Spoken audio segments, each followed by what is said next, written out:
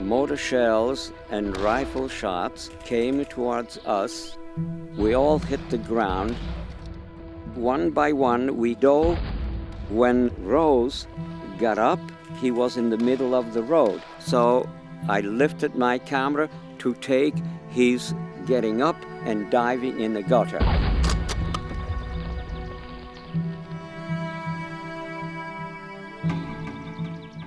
He became a target maybe 2, 3, 4 seconds more than the other guys. He was hit. If you are making a picture like this extraordinary picture that Tony Vaccaro made, you are very close. You are where bullets and artillery and grenades and all of those devices designed for injury and war are flying. Vaccaro is not in a place of safety, but he turns around and he sees this man running. So he puts the two together in this terrific picture. Heartbreaking, but terrific picture. And he can only hope that this man survives. It turns out he doesn't. If you look at the landing in Normandy and you see the film and you see the soldier coming across, all they do is just fall. Suddenly life comes to an end and gravity takes you. I don't understand whoever started this idea of doing this, looking upward. Even Hollywood movies, when gangsters kill each other, they go, it doesn't happen that way. I always saw soldiers just falling. It's almost like regrettably giving up life. It's almost, there's no desire to stand up anymore. That you get that feeling, and you just go down.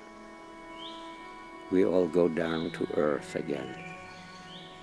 All of us.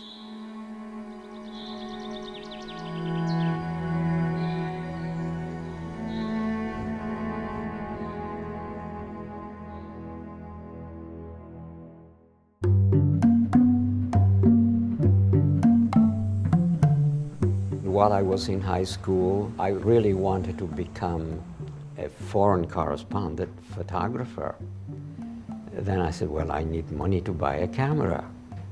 So I went to become a caddy at the Palm Country Club.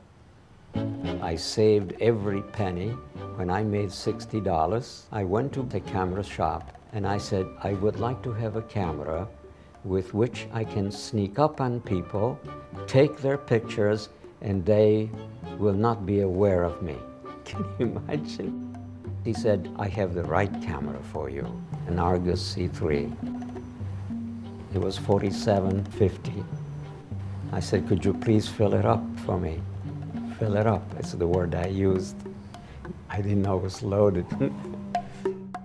From that $47 investment, Tony Vaccaro would go on to become a world-renowned photographer for magazines such as Flair, Look, and Life.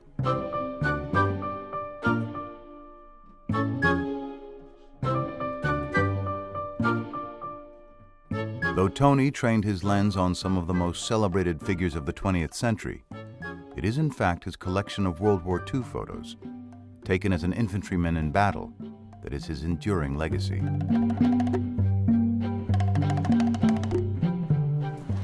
It's a little decent.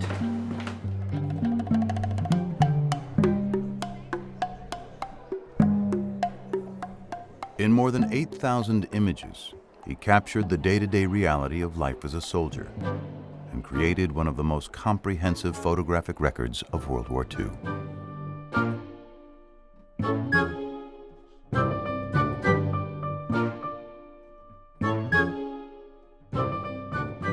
But it wasn't until the late 90s that this extraordinary body of work became known to the world.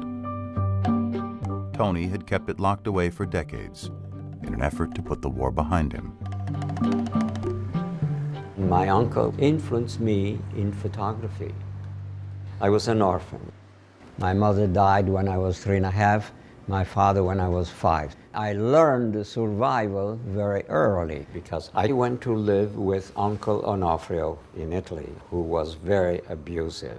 I was black and blue for 16 years, but he was one of the greatest hunters, and it was through him that I learned how to shoot.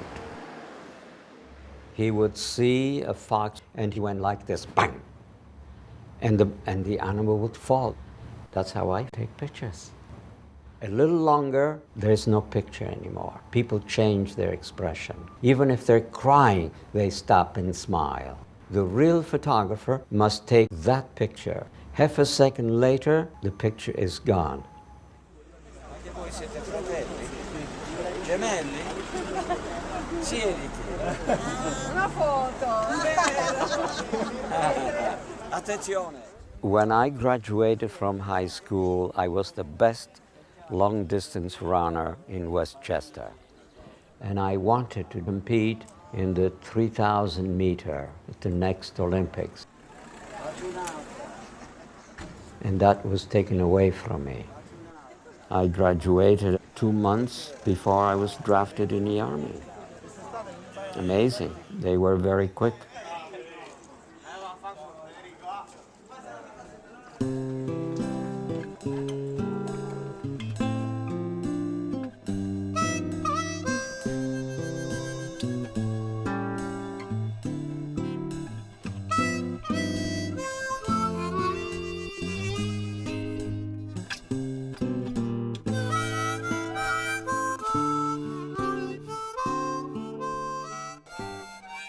In September 1943, Tony was drafted as an infantryman. Soon after he arrived at basic training, he sought out the office of the Signal Corps, the section of the Army that oversees photography in the military. Tony told a captain he was a photographer and requested to be transferred. I took with me the pictures that I had taken in high school. So this captain took one look at me, looked at the pictures, says, "The pictures are great, but you are too young for us." So I said, "Sir, I am old enough to do this and not old enough to do this." That's exactly what I did. And he said, "That's cute, but you are still too young for us." Got me so mad. I said, "I am going to show you that I can do better than all the Signal Corps photographers put together." And when I found out that the issue combat camera was the speed graphic, I knew I had them. You know what it is to carry exposures for 36 pictures? It's like 20 pounds. I had a 35 millimeter. My Argus C3. But it was a cheap consumer model with a plastic lens. It wasn't a Leica, but it was tough enough to survive the rigors of war. More importantly, it's the ability to run with the camera, to move it, to react very quickly.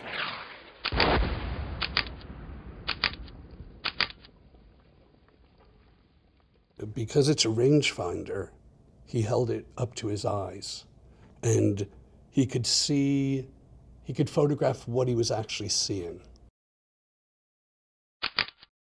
So Tony was able to put this around his neck and use it whenever he needed to, and use it in a way which was not that obvious.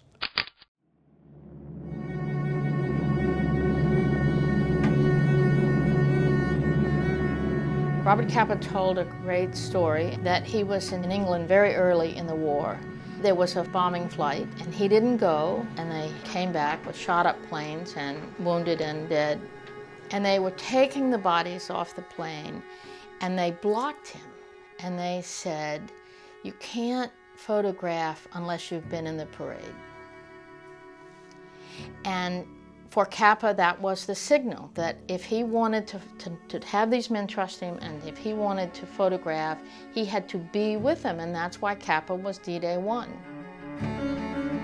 What's so revealing about Tony Vaccaro's photographs is no one would say that to him because he was in the parade.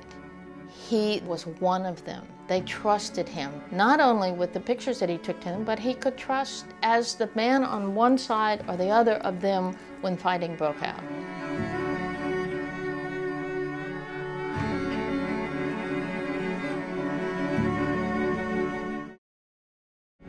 I arrived at a scene on a medevac helicopter. We landed.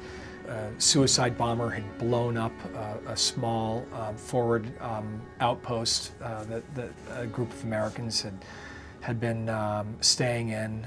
6 Americans were killed, some of them still buried under the rubble of this brick building they had been in. I raised my camera, I took maybe 5 or 6 photographs, and one of the soldiers ran at me, wound up to punch me. He shoved me over a wall, and I was literally dragged back to the helicopter. Now, this wouldn't have happened if I had been with them, if they knew who I was, if they knew why I was there. Tony would have complete trust. I mean, that band of brothers mentality that you'd have. Kappa famously said, your pictures aren't good enough unless you're close enough. Well, no one got closer than an infantryman to the war, and no one was closer than Tony, therefore. Even the great war photographers of World War II, none of them got as close as him on a daily basis. None. No one. Not a million miles as close as him. And they're extraordinary for that reason.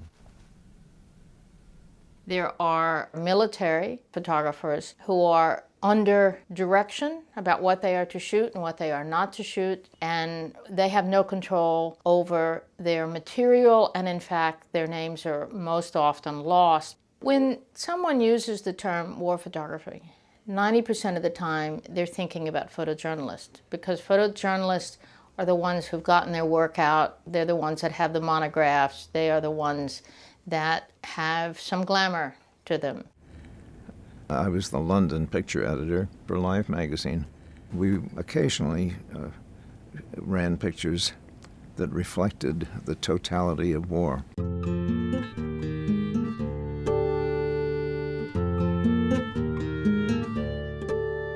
In general, let's face it, we weren't neutral observers. Life was propagandizing for Allied victory, as was the entire press corps in London. War correspondents were the most privileged of all people in wartime because we were technically civilians. In London, we lived like kings. I mean, we had expense accounts. We lived it up.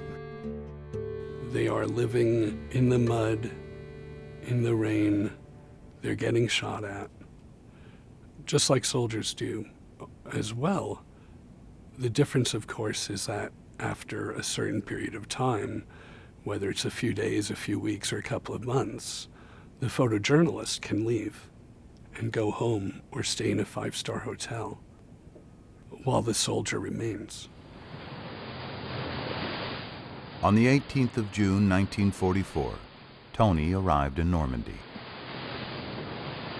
Like all World War II combat infantrymen, he was equipped with a backpack, a shovel for digging foxholes, an M1 Garand rifle that held a clip of 8 rounds, and a pair of combat boots.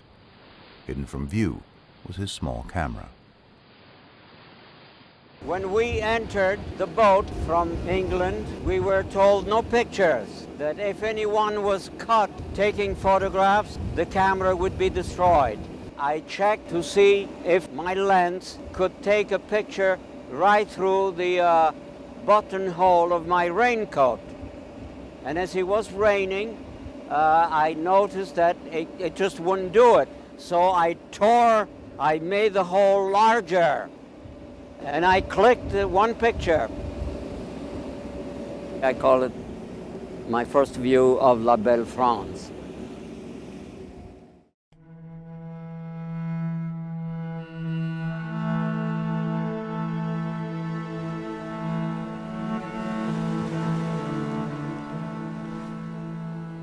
It was only after Tony overheard an officer that he learned where he was. Omaha Beach, the site of the highest casualty rate of the D-Day landings.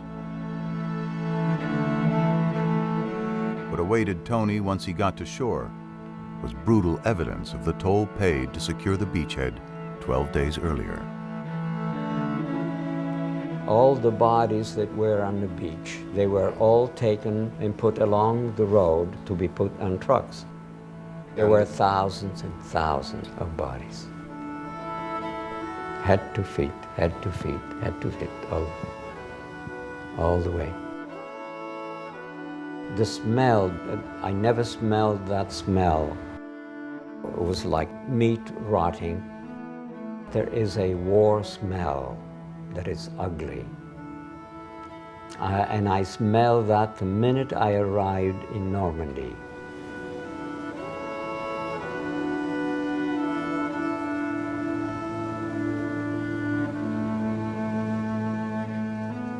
Tony would fight with the 83rd Infantry Division for the next 324 days,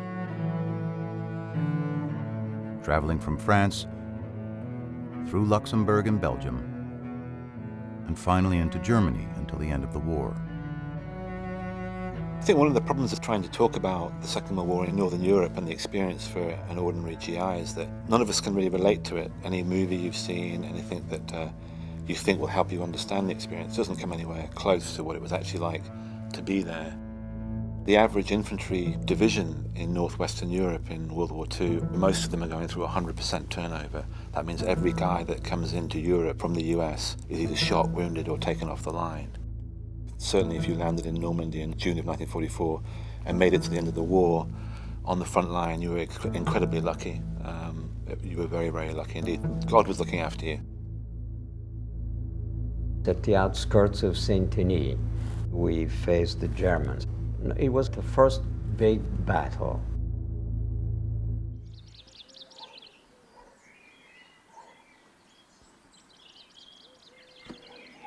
Puis moi, à 7 ans, je me rappelle quand même le carnage. Mais le pire à notre tour, hein, moi en tant que gosse, en tant qu'enfant, c'était de vivre dans l'odeur de la puanteur au mois d'août. Parce qu'il n'y avait plus de feuilles, il n'y avait plus de branches, il n'y avait plus d'oiseaux, il n'y avait plus de vie. Et il n'y avait donc plus de chlorophylle dans les feuilles pour dégager l'odeur. Hein, c'était fou. Hein. Je crois que le souvenir et la mémoire dureront longtemps.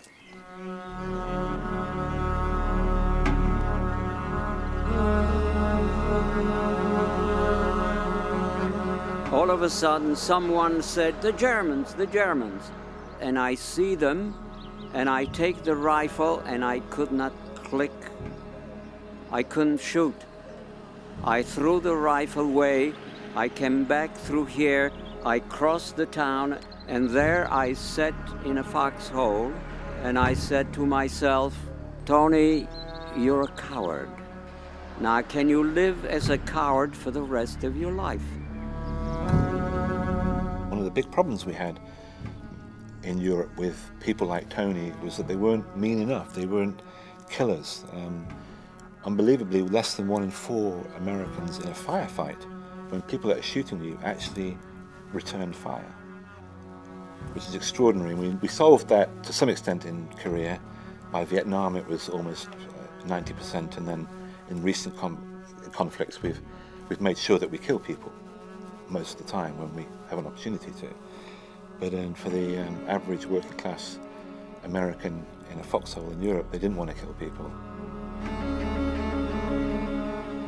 I figured that I could never live with myself as a coward. So I came back, I picked up the rifle where I threw it, I aimed at the Germans, and I started shooting. And I never stopped till the war was over.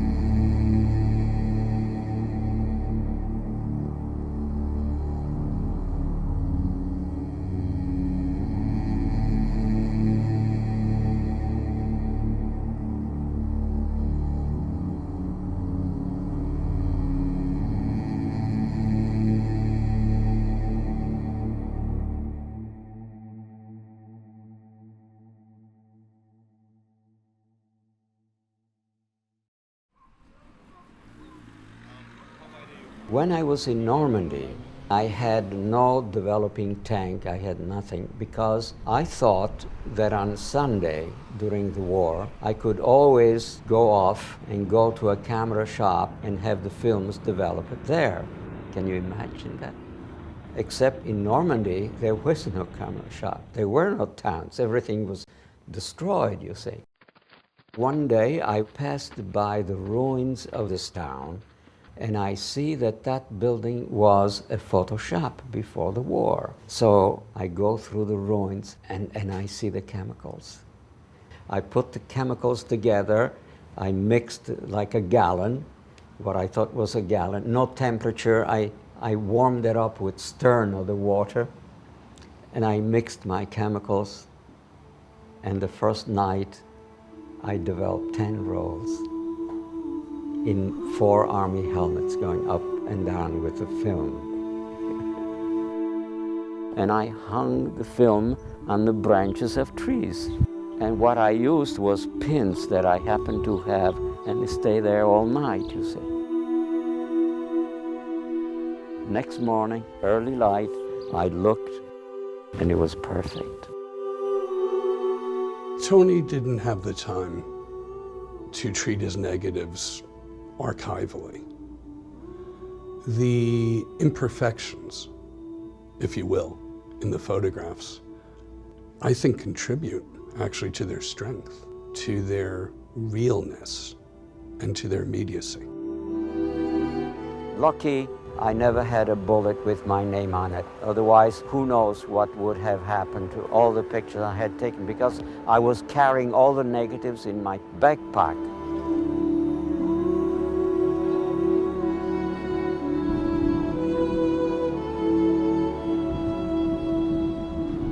When I saw Saint Michel for the first time on July 31, 1944, I thought how magnificent this is. And I looked at the camera, and I saw that I only had 8 exposures left. And I said, Tony, you're not here as a tourist. Save the pictures for the war. There was no war here. Fortunately, Saint Michel was just liberated that day. So here I am here today, taking pictures of it.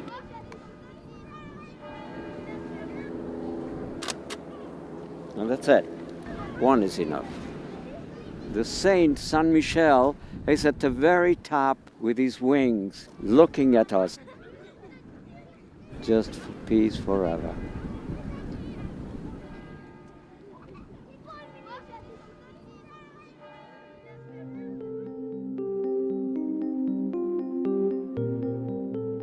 The most amazing thing about the Americans in World War II in Europe, people like Tony, was that every day they had to get up and advance.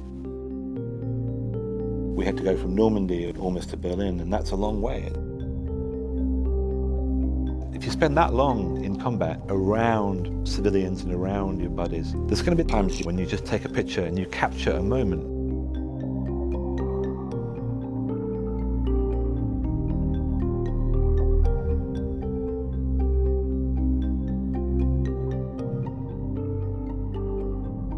On the morning of August the 2nd, 1944, we liberated Dol de Bretagne. It's the only picture that shows Dol with American soldiers liberating it. The city is alive. It was dead when I walked through here. The Nazis were simply, they didn't know what happiness was. We kept walking. We came to Mount Dol, and out of nowhere, suddenly come all these people, mostly women and children. And we start giving them some chocolates mostly. And one woman, I guess she was tired of holding her baby, and just put it on the lap of the soldier, Private Lofgren, and I took this picture. When a mother puts her baby on the lap of a stranger, that means they trust you more than anything else. You know, I am sure those women would never do that in the lap of a German. Lofgren, at some point during the Battle of the Bulge, he disappeared. He, in all probability, got killed.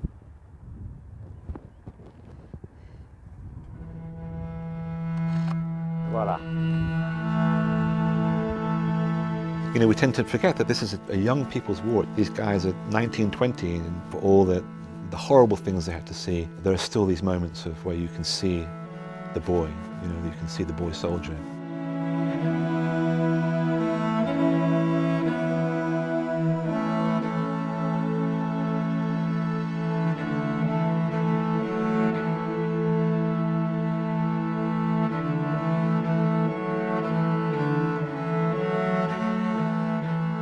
By the end of the war, I had taken the portraits of practically the entire battalion.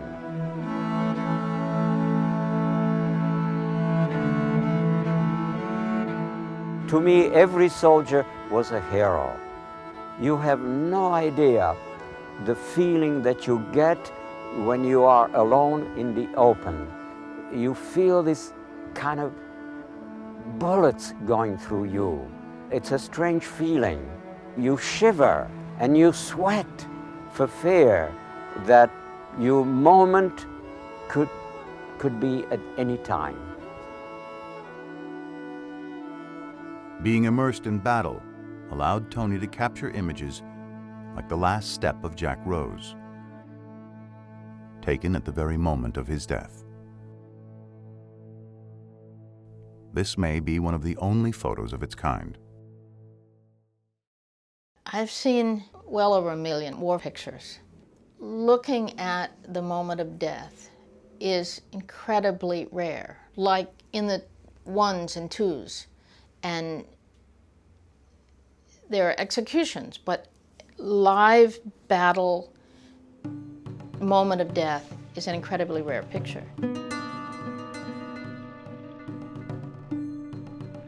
There is one other image.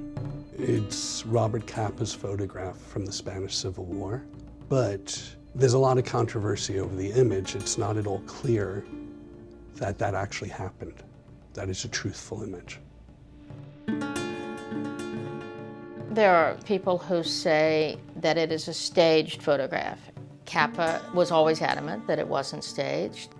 We will continue to use it until it's absolutely proved to be not true. A controversy also exists about the other most famous photograph, which is the Fenton, and whether he took the picture with the cannonballs on the road first, and then the cannonballs were taken off and put in the gutter, or they were in the gutter and he put them on the road. It's the difference between truth and fact. In Fenton's case, the moment when there were hundreds of cannonballs in one place, which meant the ferocity of the barrage. And in Capa's case, when a man is mortally wounded. There was a difference in ethics. Before World War II, it wasn't necessarily thought to be a bad thing to stage a photograph. As far back as war photography goes, there was staging. Matthew Brady's Civil War photos were all staged. In World War I, many of the photos were staged, mostly because the technology and the size of the cameras made it difficult to take photographs without setting them up.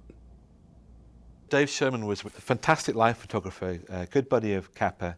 He was very honest about what he did in World War II. He's been quoted as saying that, you know, a lot of the shots, it was fabricated. You know, we created the shot so for the picture editor to put on page 3 or the front cover. So some people were doing things 3 or 4 times for us. You know, it wasn't spontaneous, not like Tony, where he just picked up his camera and, you know, he was in a foxhole, click. Ironically, Tony found himself the subject of a staged press photo, which would go on to become one of the most widely used images of American troops in the Normandy campaign. There is a tradition that when you want soldiers running, never let them run towards the front, always towards the rear. And so I was running towards the rear. And I am down there. You can see that it's me. I felt ridiculous to be a subject rather than the photographer. As a New York Times photographer, I cannot set up photographs. I can't even move a glass from a table. It has to be exactly the way it was. And that's under any circumstance whatsoever, even if it makes a better image. It's in some ways harder, but it's a truer image. As a journalist and as a photographer, my responsibility is to cover and document what is happening around me, try not to get involved, try not to alter the situation at all with my presence, and to send as accurate of an image as I can back to my editors in New York or wherever they are. I think the possibilities for digital manipulation are such these days that you have to be doubly careful and ask more questions perhaps than ever before, and really ascertain as much as you can about the veracity of the picture and of the person who took the photograph, in order to be sure that what you have is real and true. It was an accident that I clicked at the same time that he got killed. Jack Rose was a simple southern boy. He was a super person. I went to meet his brother many years later. He was very grateful for that picture. When I went there, he had it framed on the wall. I thought that to them it would be something sacred. I've had, widows of soldiers who were killed asking for the photograph of their, their late husband being zipped into a body bag. They want every single tangible thing that they can get attached to that person.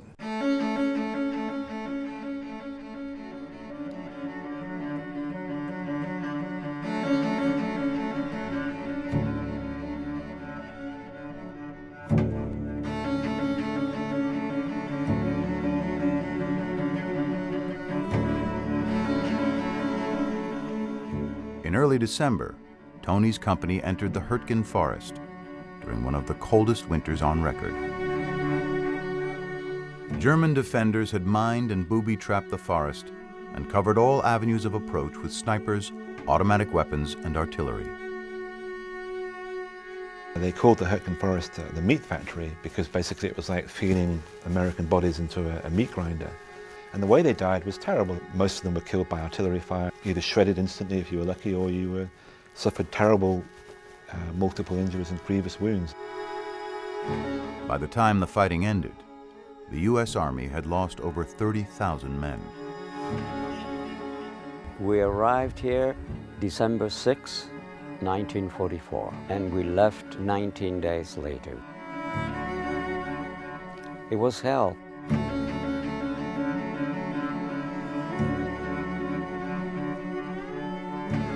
And yet, every day, Tony continued taking photos, by this point, numbering in the thousands. Many of his negatives were still carried in his backpack, somehow kept safe from harm.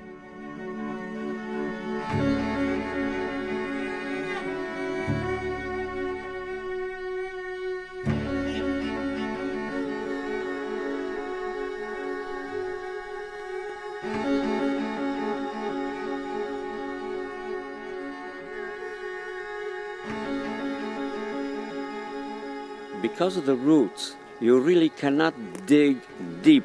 So I was in a foxhole perhaps 2 feet deep. Also, I had the logs on top. And I lay down in it, and I had my M1 on my chest, and a shrapnel came in, and it went right through the logs. For some reason, I don't know how it didn't hit. I was with my hands here, and right here, broke the M1 in two. And lucky that the shrapnel ended there.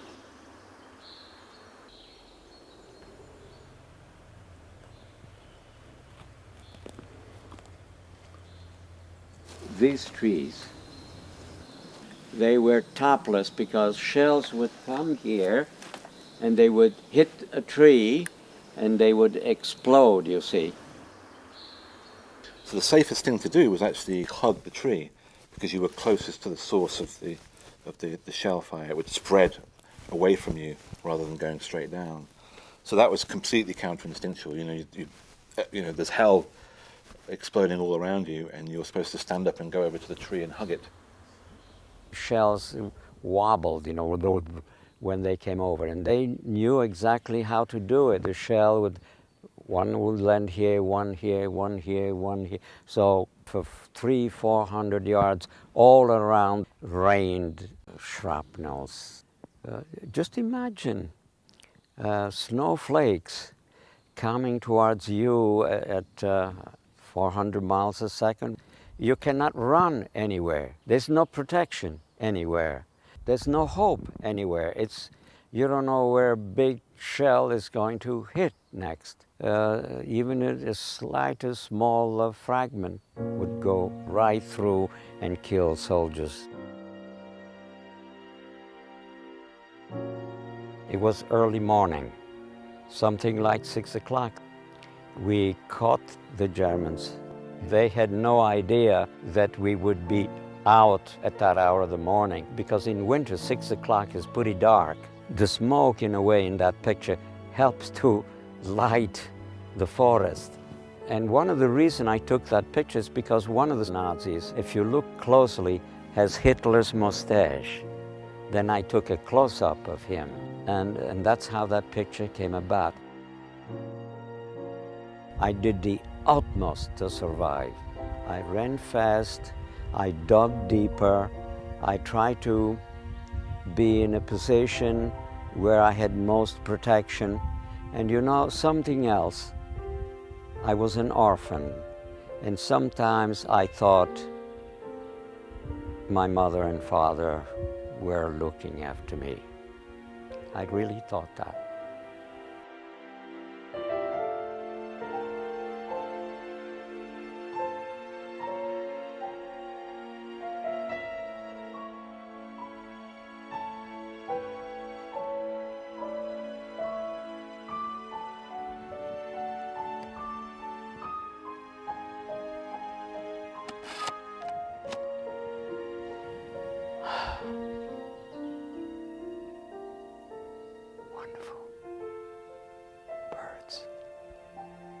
How beautiful birds.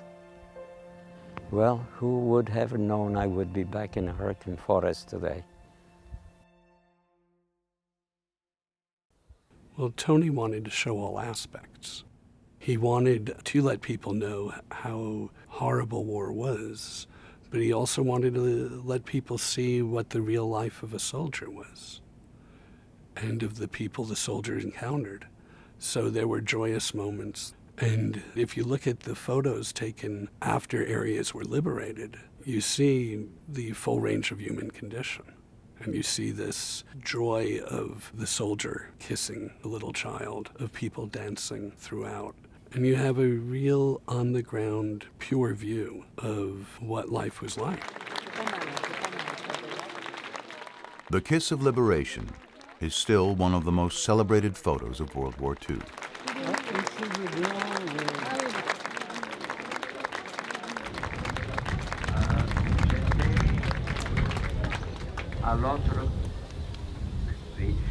I would like to speak French. Monsieur Vaccaro souhaiterait s'exprimer en français. I ran across the piazza to take that picture. Pour prendre cette photo. It was click, comme ça, click. Très rapide. Fini. The reason that picture exists is because it's a tradition in Saint-Briac to kiss 3 times, you see. So if they kissed only twice, I would have missed the picture. And to have told Jean to kiss her again, I don't know, it was not my style. Voilà, comme ça. There you are, la danse du tapis. We went around and round while a polka was playing in August 14, 1944.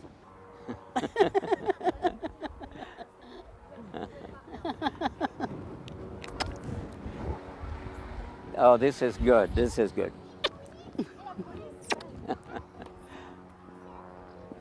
My girls. My girls.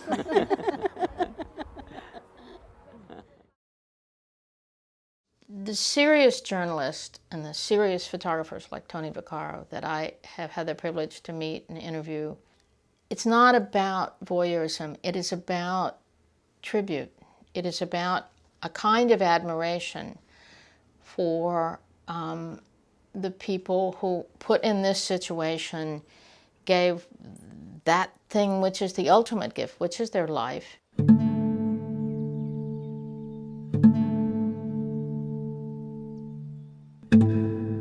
If I was not put on guard of the headquarters, I would have been killed.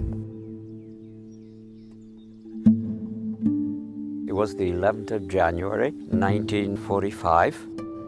We were in Belgium to fight the Battle of the Bulge, just between Autrey and Petit Langlier.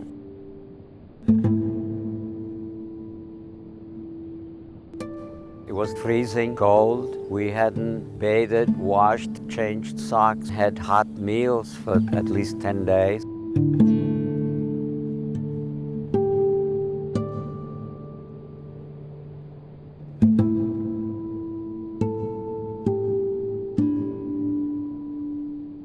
I still have the habit of putting things in my pocket since the war, because you never know when you're going to see another piece of food again. We were ordered to take this field and go into the woods. I said goodbye to Sergeant Schumacher and Company F, and I went to a house here where we had the battalion headquarters to guard the CP all night. I seldom pulled guard duty. It was rare for me. And the reason is they always wanted tall, big boys for guards. So they never used me.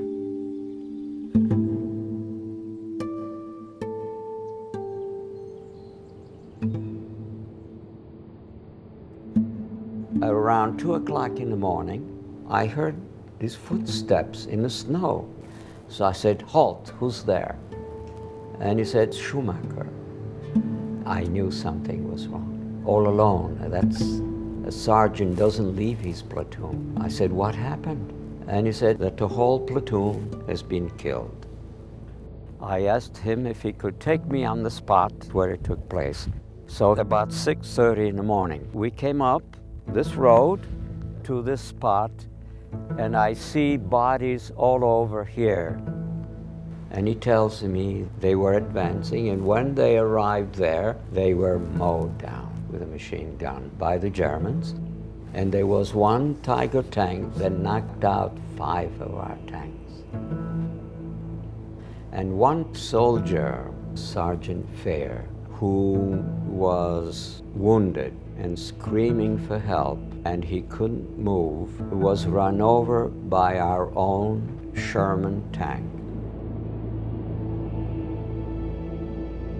Schumacher tells me at a certain point between 1:30 and 2, out of the forest came this German dressed in white, and he had a pistol, and he went to every GI thinking that they were wounded. He kicked the helmet out of the way and put a bullet into each head.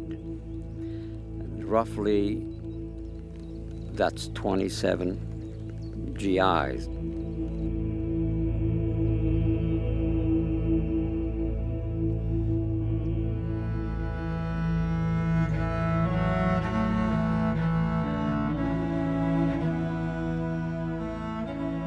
And then I saw this soldier that was lying down so peacefully, so beautiful.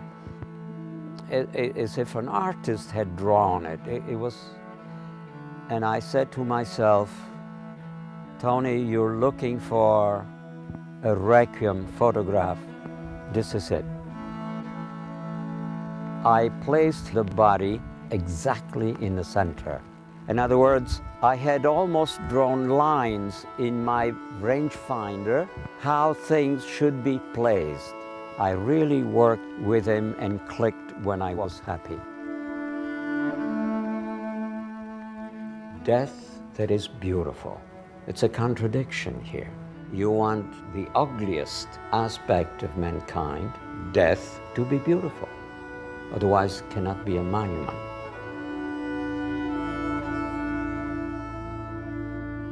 So this is a conflict that photographers have to struggle with.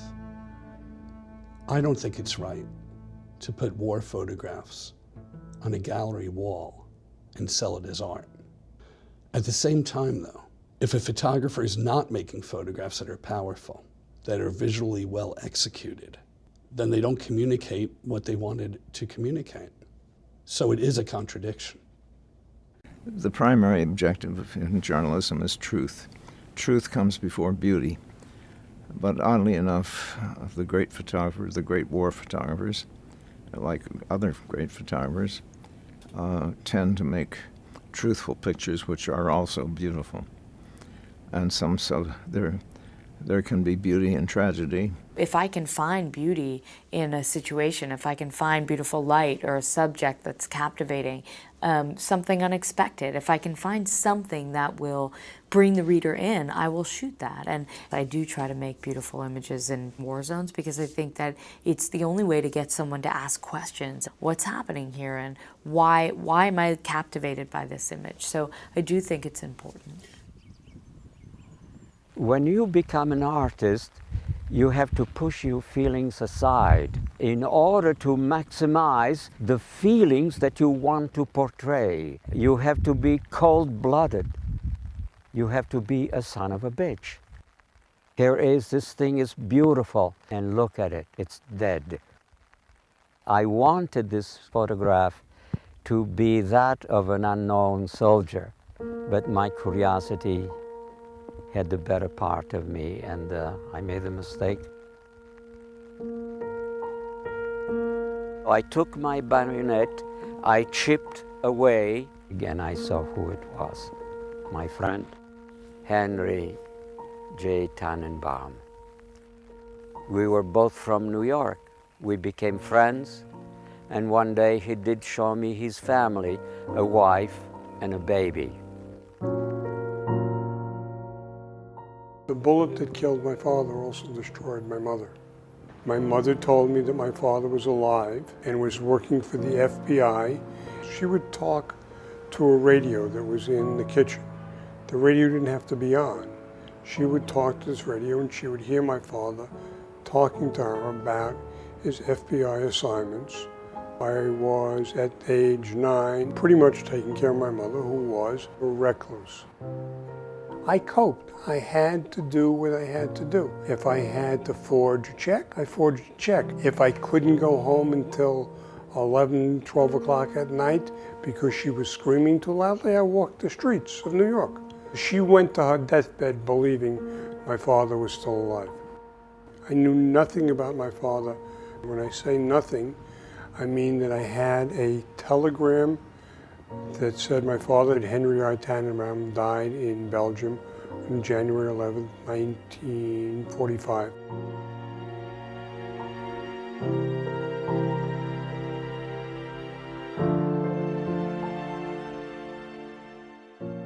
The first time I saw the picture of my father dead in the snow. I needed to spend a lot of time looking at it. I had no idea who that person was. He became more real to me. He's dead. It's about as real as life can be, his death. So I called Tony and I said, "Hi, my name is Sam Tannenbaum." And he said, "What'd you say your name was?" I said, "Tannenbaum." And I start crying. He said, "Are you Tony Vaccaro who took that picture in the snow of my dead father?" I said, "Yes." He said, "I saw that picture in your exhibition in Luxembourg." And you know, I come here on the 11th of January. Really? Yes. And then the whole thing changed.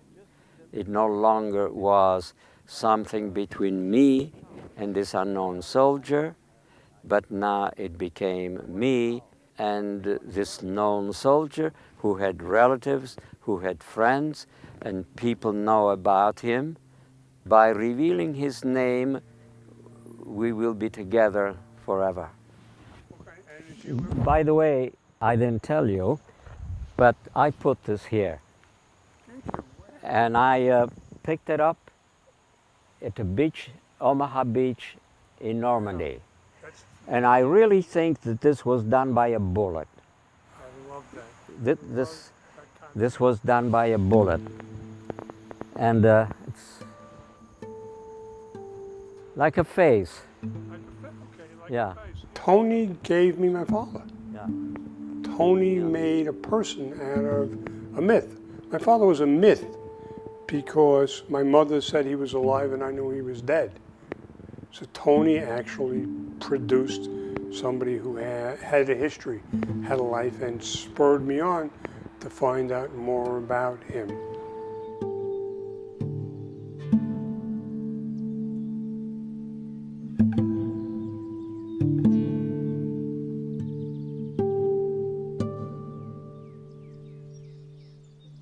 When I asked the owner of this land, "Why did you transform a wheat field to a forest?" he says, "No, this is not a forest. These are Christmas trees that I sell them in Portugal and Spain." And then I asked him if he knew what Tannenbaum meant. And he said, "No, je ne sais pas." I said, "This means Christmas tree in German language." And we all remained silent when we realized that where Tannenbaum was killed, now they are growing Christmas trees.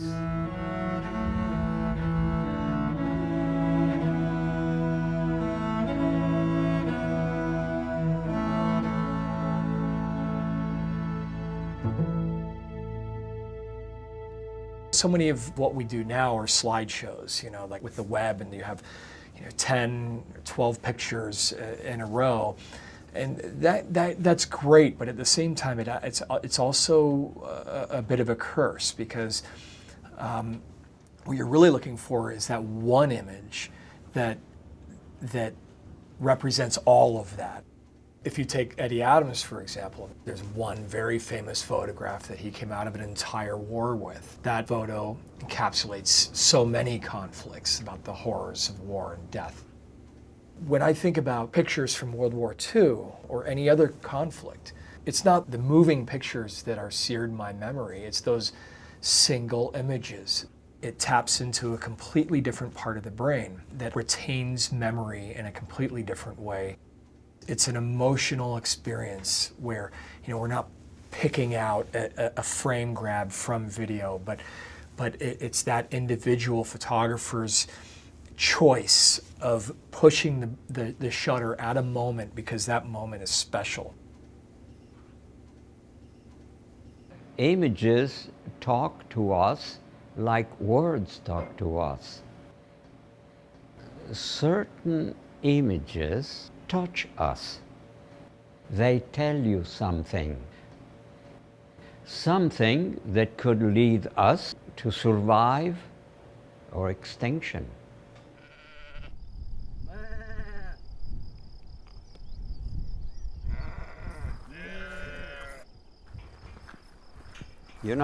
I bought a Jeep for $300. It was brand new. It had gone 3,000 miles. Unfortunately, I wrecked it. Oh. I forgot to put oil in the motor and I burned the motor. Oh, that's unforgivable. Unforgivable. Yes, it's unforgivable. Oh my God. Oh, well, what do you know? I had to come here to see one of these again. Wow. This is one of the reasons we won the war. Absolutely. Do you fancy a ride in it?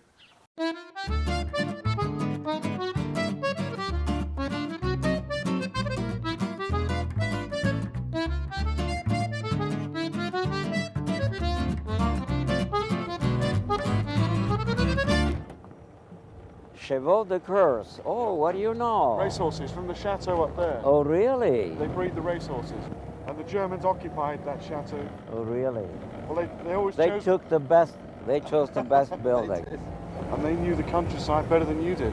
They were living here. They had the advantage every which way, didn't they? Yes, yes. One morning we were going from place to place in the field that had just been tilled, you know, clean, nice. And we were walking through this field, and the way we walked, usually the second person would walk in the step of the leader, you see. And then all of a sudden, as I looked on the ground, I saw this thin, shiny copper wire, and his foot was already under the wire. If he had taken the step... The whole platoon would have gone up. The whole platoon would have gone up. So I reached for his leg. I didn't have time to talk.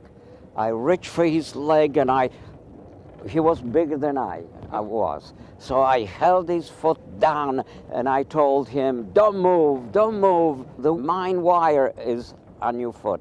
And he looks down and he sees it. And we tiptoed out of that field immediately.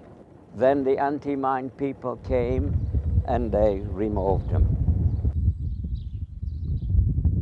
Cheers, good health. Good health to you too.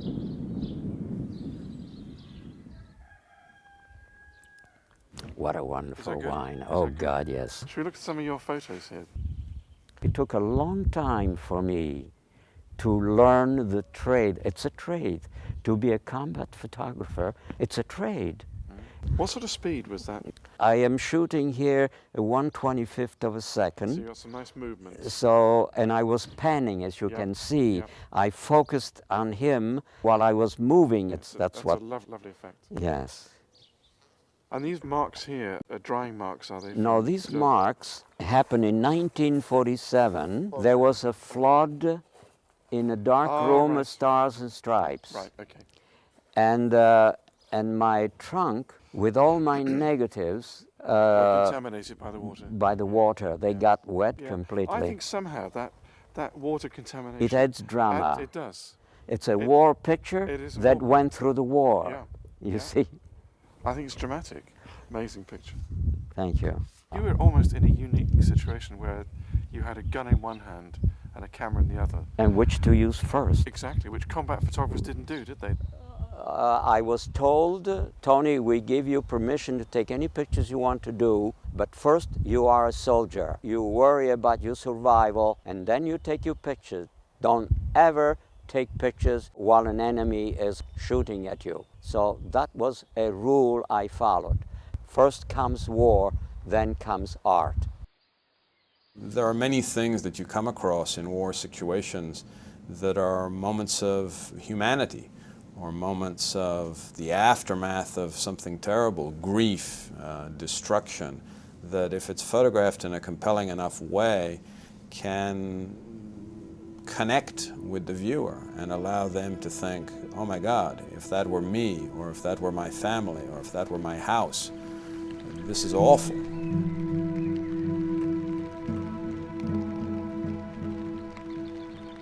On the 28th of February 1945, our mission was to take Hammerden Bush in Germany. And as we were advancing towards this highway, we heard a tank coming to defend the town. We fired a bazooka and we knocked out the tank because smoke began to come out of it. And we see the hatchet opened up and this guy came out. It seems to me that he was filled with diesel, and as he opened up, he burst into flames, but he managed to jump out. Unfortunately, that didn't help him, because once he landed, the flames continued, and as my companions passed the tank, I looked back and I see this German pilot burning. This tank was right here. I put my rifle aside and I clicked that one picture. And as he was saying his last words, Mutter, Mutter, Mutter, he died And what was left of him, I wanted to record it beautifully. As I was facing him, I actually thought of the picture of Tannenbaum, but it was not Tannenbaum that I was remember. It was the composition in this square. I wanted to state this: war is ugly when it is cold, freezing, and war is ugly when it is hot and burning. For me, the camera is completely a shield. Having the camera in front of my face keeps me focused on the image and on the frame and trying to almost look at a situation surgically, almost as if I can stay one step removed. I know that I have to document this. Sometimes when it's so overwhelming, I try to just focus on that frame. I find that there's a certain separation at the moment when you're taking the picture, when you have the camera up to your eye. There's a lot going on in my mind at that time outside of what I'm seeing. I'm thinking, is there another rocket coming in now? As I stood up high to take a picture, the German soldiers shot at me with a machine gun, and I could hear bullets hitting the tank. And I dove down and I landed almost near on top of him. And as I looked up at him, I read the words on a buckle, Gott mit uns. Obviously, at that point, God was on my side. Him saying his last words, Mutter, Mutter. That touched me because I loved my mother, and this enemy loved the same thing. I smelled his flesh. It was ugly. It was distasteful. I almost tasted it. I inhaled that. The combat soldier has something in his memory that will drive him insane for the rest of his life. I'm not the same man. I'm not the boy of 17, 18. I'm a different man now.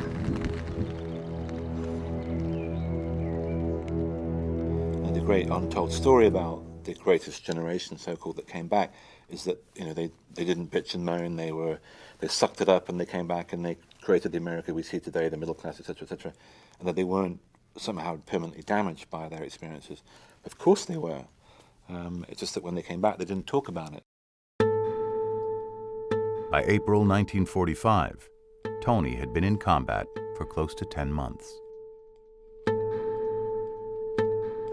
Heading into the final days of the war, Tony and his regiment arrived at the Elbe River,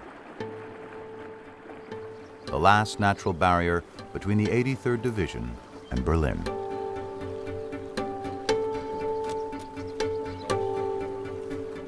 The boats arrived in a truck and they were carried in the river.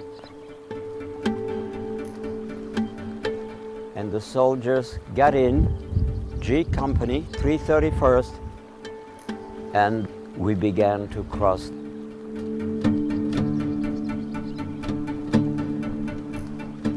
As I was crossing in the middle of this huge river, suddenly I heard a sound that I had never heard before. It was a little foggy, mist was rising, and suddenly out of nowhere comes this plane.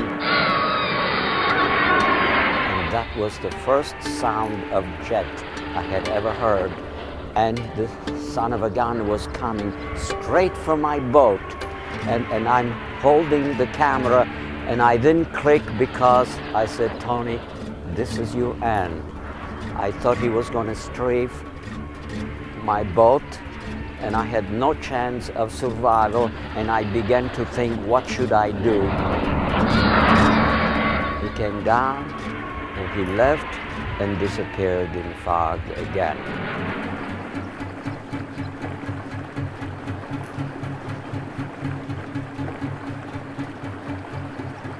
By the time we arrived across, a little on the left, fire was coming from those trees. by German soldier here, left and right. Dankeschön. Dankeschön. Auf Wiedersehen. We made contact with the German soldiers. We killed them and we captured prisoners. And we moved forward for the next 40 miles.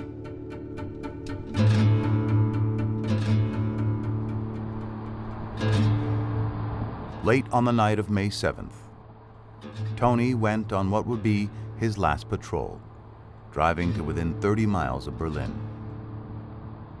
We darkened our face with black grease, and we left with a jeep, 4 of us, and drove from Hohenlippe for another 20 miles. We didn't see anything. We came back around 4:30 in the morning. About 10 o'clock on the 8th, they woke us up, they woke me up, and they said the war is over. And believe me, that was the most beautiful day of my life. The war is over. Oh, it was unbelievable. I felt as if I had won. You know, indeed we had won the war. We were ecstatic, a great feeling.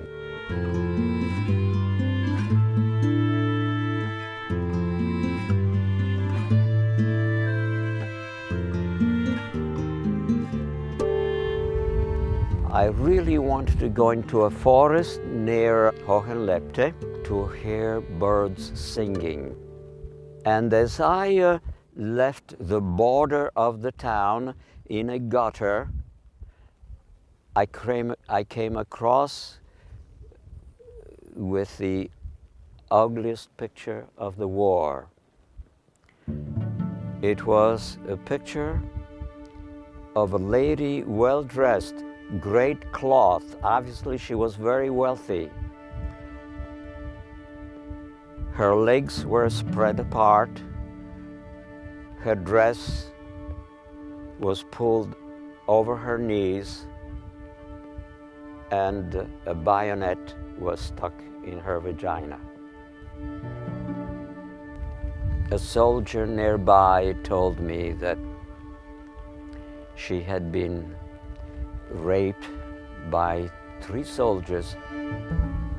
I couldn't fathom that mankind could be so brutal.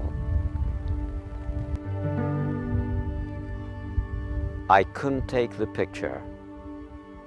I went over, I removed this knife and threw it away, and I take a blanket that was there, covered her, and I felt disgusted. I didn't want to go into the woods and listen to the birds anymore. I just wanted to go back and find a way to forget the scene. I probably would have taken it. I'm not sure I would send it, but I probably would take it for documentary purposes. Or it depends. I mean, I think in that situation, because it was a war image and she had been raped, it's important to take the whole scene as almost evidence. You know, this is what has happened, and it is such a tragic thing. We need to understand that that is part of war, and we need to acknowledge it and own it. Those pictures are rarely published, even when they exist. Vaccaro was conflicted, as many photographers who have watched rapes in conflict situations have told me they are conflicted. As I moved away, my brain said, Tony, what kind of witness to this war are you?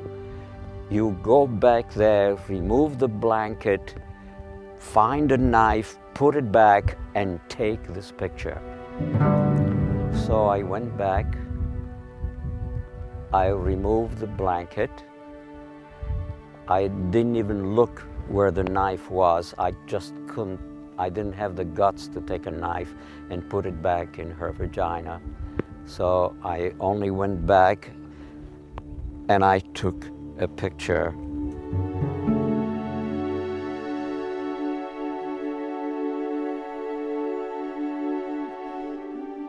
She was wearing a Nazi helmet and a Nazi coat, and she began to use Panzerfaust against our GIs as we were advancing.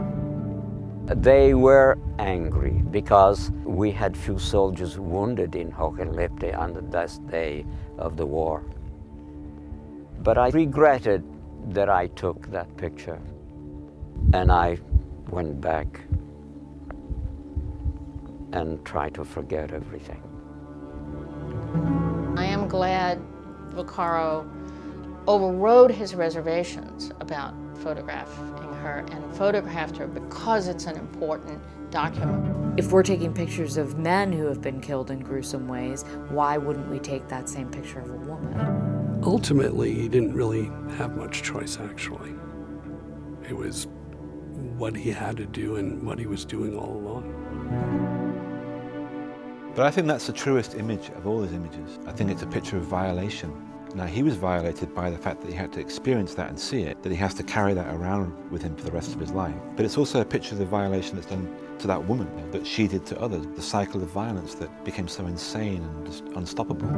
The bottom line is that everyone's brutalized by war in some ways. It's the fact that Tony was able to transcend that and create art is a wonderful thing that is a testament to the endurance of humanity and within him, the artist.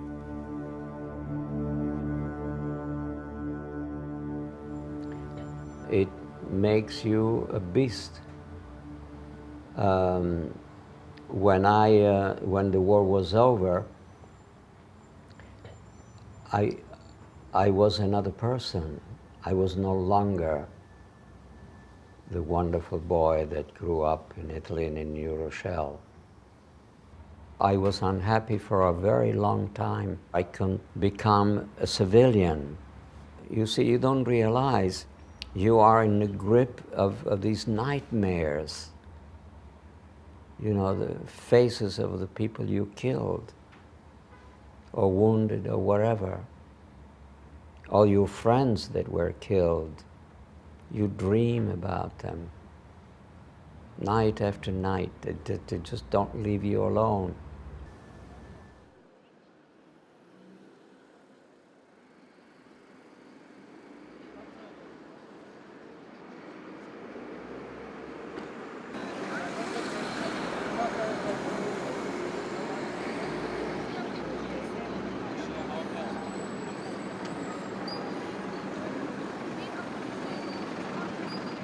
I decided that the only way to forget the war was to be in constant movement.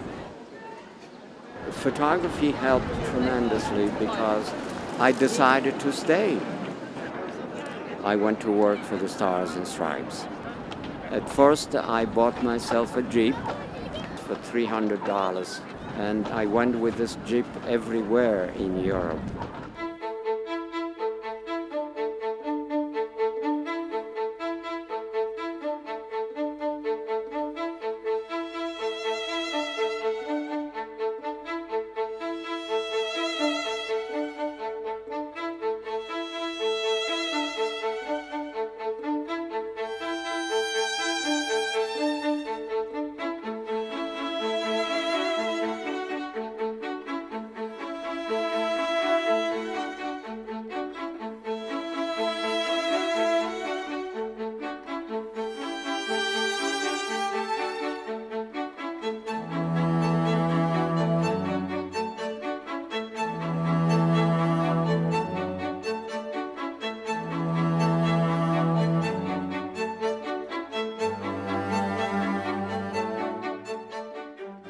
By the time Tony returned to the United States in July of 1949, he was still coping with what would be labeled today as post-traumatic stress disorder.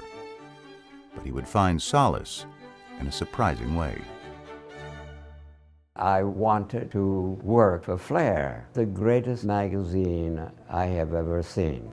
So I went to see Fleur Coles, who was the brilliant editor, and she said, "I don't want a combat photographer. Can you do fashion?" Well, I had never done fashion before, but I said, of course I can do fashion. So I am now a fashion photographer. It took a lot of balls, yes, because I was lying. I needed a job.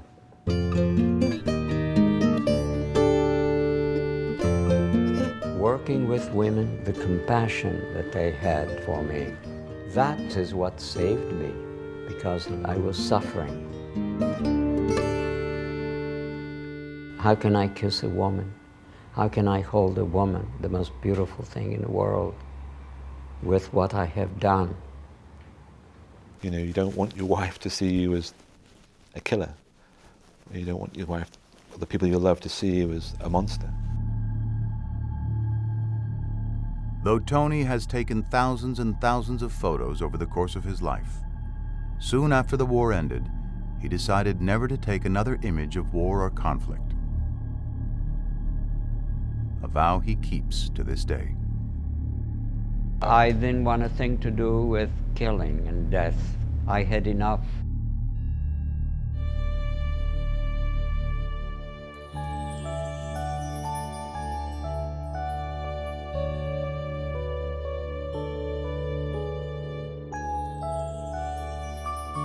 I was sleeping and dreaming of flying in the air naked singing. It was an incredible dream. But when I woke up, the singing was still going on in front of my window. So I opened the window and I see these children and they're singing. And I quickly took this picture.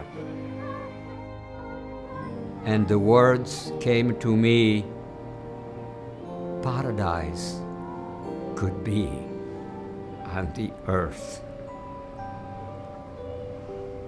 Just that.